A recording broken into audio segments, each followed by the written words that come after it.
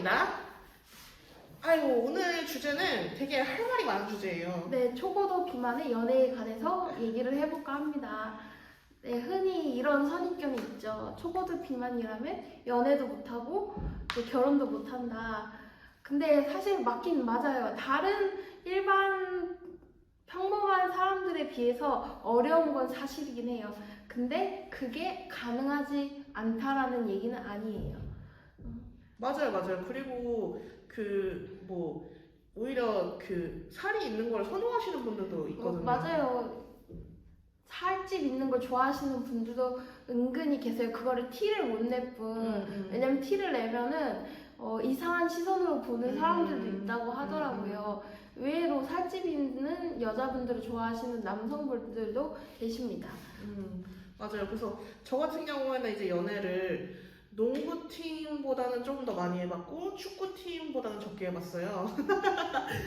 웃기는 숫자인데, 그래서 그런 식으로 해봤는데 뭐 되게 연애가 어려운 시절도 있었지만 뭐 연애가 그렇게까지 힘들진 않았어요, 솔직히. 보면은 그게 연애를 못한다는 게 체형만으로 결정되는 게 아니라 그 사람의 성격이나 아니면은 이제 행동 방식 등 그런 여러 가지 면에서 결정되는 거지, 초고도 비만이라는 하나의 외형적인 모습으로 결정되는 건 아니에요.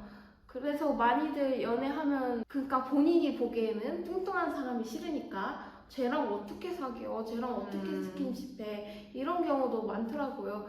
되게 끔찍하지 않아? 막 이렇게 말씀하시는 분들도 계시고. 근데 그게 보면은 사람이 또 외모만이 아니라 오래 지내다 보면은 또 정이 쌓이는 경우도 있고, 또 그런 취향의 분들도 있고 하다 보니까 그런 분들이랑 충분히 얘기를 나누고 관계를 쌓아가다 보면 연애를 충분히 즐겁게 할 수 있어요.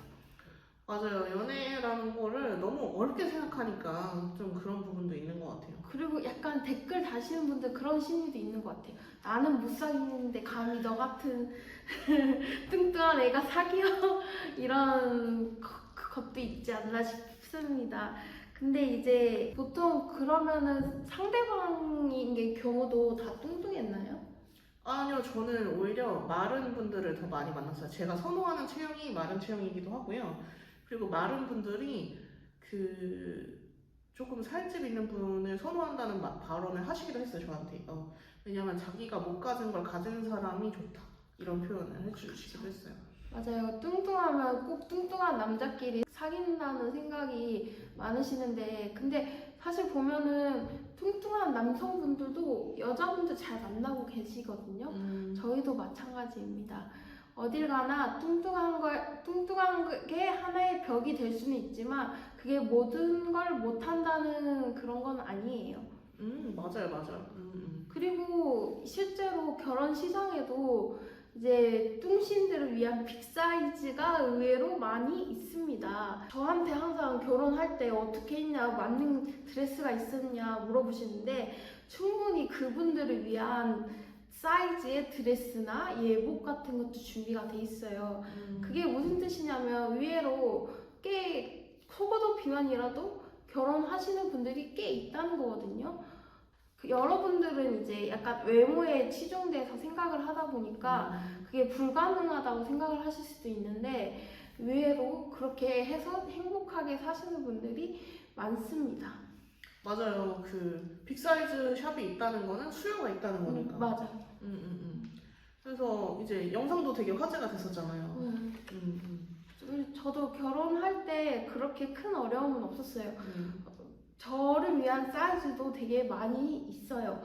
충분히 이쁜 사이즈도 많고, 그래서 촬영도 잘 하고, 저도 제가 뚱뚱해서 뭐라 할까봐 걱정했는데 의외로 많은 분들이 친절하게 대해주셔서 저 같은 사람들이 결혼을 하는 게 그렇게 흔치 않은 게 아니라 의외로 꽤 있는 경우입니다. 맞아요. 그리고 이제 CL 같은 경우에는 유튜브에 있습니다. 한번 채널을 찾아가 보시고요. 네. 결혼하는 모습 다 나와 있습니다. 맞아요. 메이크업하고 너무 예뻐요. 그러니까요. 그리고 이제 저는 시부모님한테도 사랑받고 있고, 결혼 생활이 행복합니다. 덕분에 아, 솔로는 울어야겠네요. 저는 행복한 결혼 생활을 보내고 있습니다. 아, 솔로는 울어야겠네. 저 같은 경우에는 요즘에 응. 제가 이제 저는 원래 학부였는데 좀 인플루언서라기보다는 인플루엔자 정도가 된 것 같아요. 그러다 보니까 그 주변에 남사친들이 그렇게 고백을 박아요. 그래가지고 연애 시장에서는 오히려 좀 좋아지고 있습니다. 아, 축하드려요.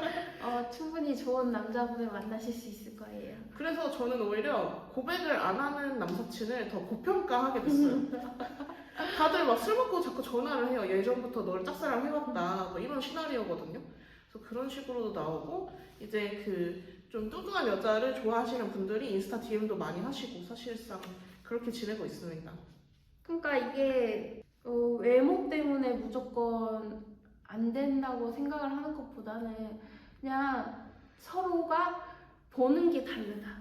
맞아요. 원하는 게 다르다. 맞아요. 그냥 그 사람의 취향이고 그 사람들만의 뭔가 서로가 그 사람들만의 뭔가가 있기 때문에 사귀는 거지. 내 마음에 안 든다고 해서 그 사람을 저 이상한 거야라고 여길 필요는 없는 것 같아요. 맞아요. 그거 굳이 연애도 서로 좋다는데 잣대를 내가 갖다 댈 필요는 없잖아요. 그렇죠. 그래서 제 그런 게 결혼식장에서 신랑 신부를 평가하는 게 저는 제일 잘못된 거라고 생각을 해요. 가끔씩 보면은 저기 신부는 어떻고 신랑은 어떻고 이렇게 뒷말을 하시는 분들이 있더라고요. 결혼식장에 가다 보면은 근데 그거는 좀 아닌 것 같습니다. 맞아요. 우리 서로 연애는 존중합시다.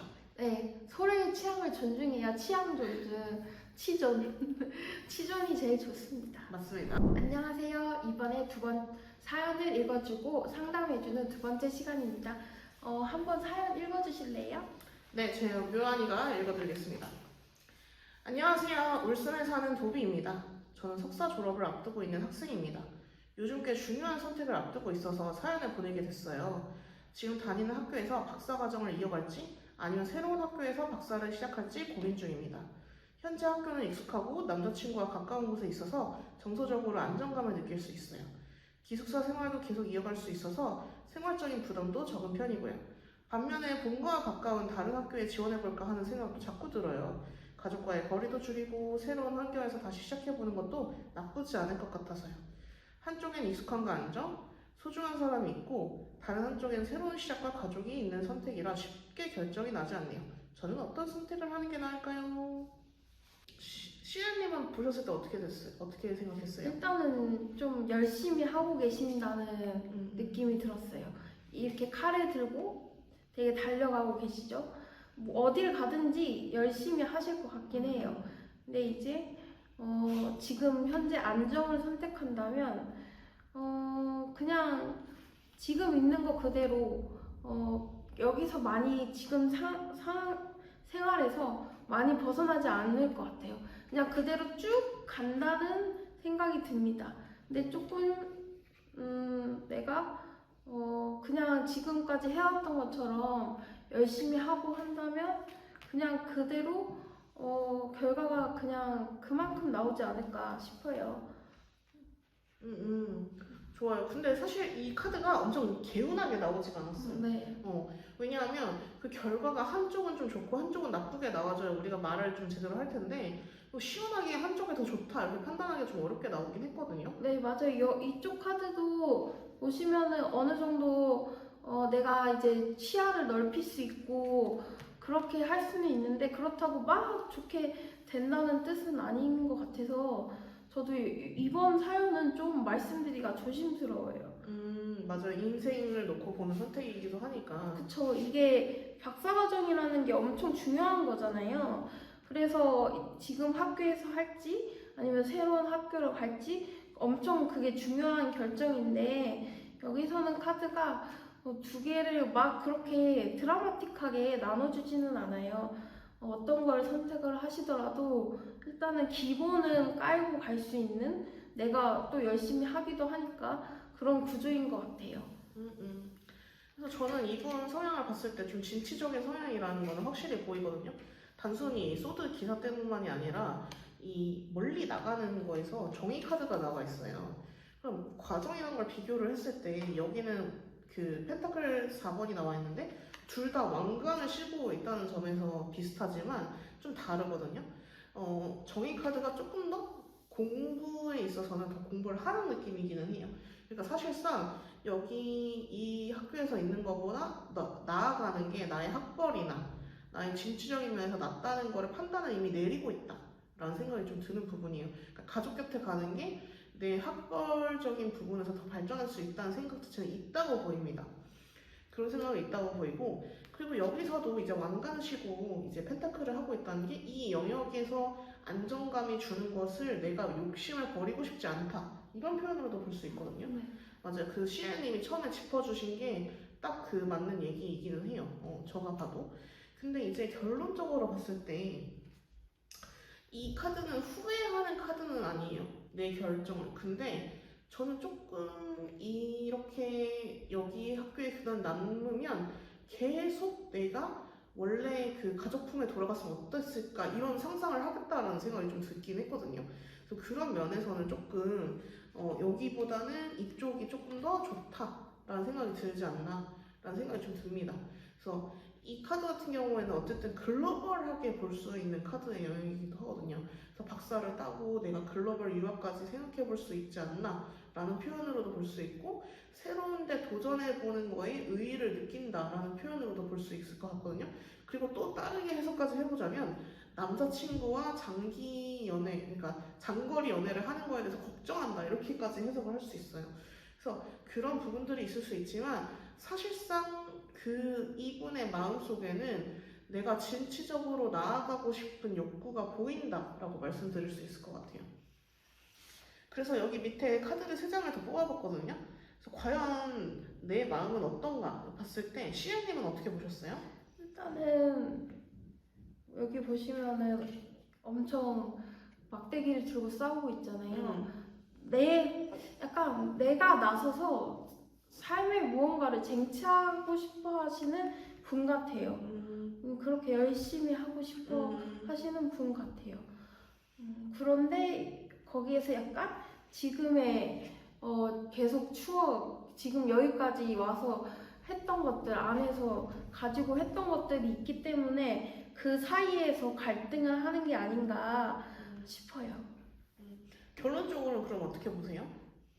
어떻게 보면 새로운 시작을 나아가는 게 나을 수도 있겠다라는 생각이 들어요.